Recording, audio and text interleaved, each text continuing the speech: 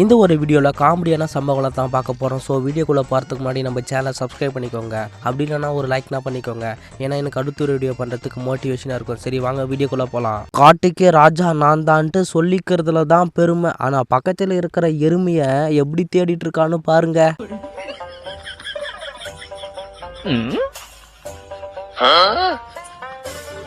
அண்ணன் வச்ச குறி என்றைக்குமே தப்பானதில்லை.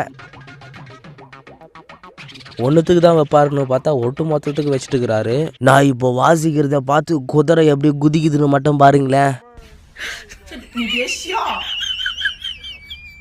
தாத்தா வண்டியை மேலுக்கு ஏத்தலான்னு பார்த்தாரு, ஒன்றும் முடியல.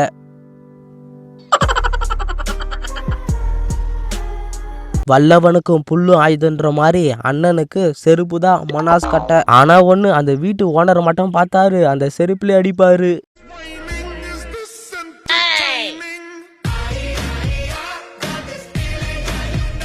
கஷ்டப்பட்டு பிடிச்ச மீன் வலைய இழுக்கும் போது வலை கிழிஞ்சிக்குன்னு மொத்தம் கொட்டிடுச்சு.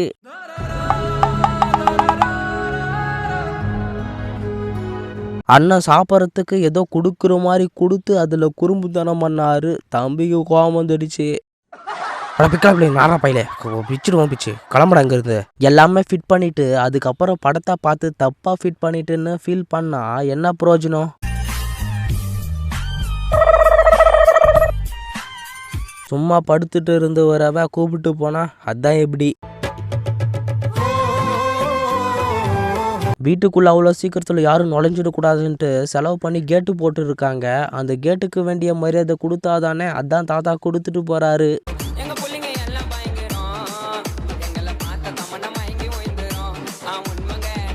மேடம் எல்லாம் பக்காவா இருக்கு, உக்காந்துக்கலாமா? உக்காரலாம் சார். நீங்கள் உக்காருங்க மேடம், நான் உட்காறேன். அச்சோ அச்சோ அம்மா.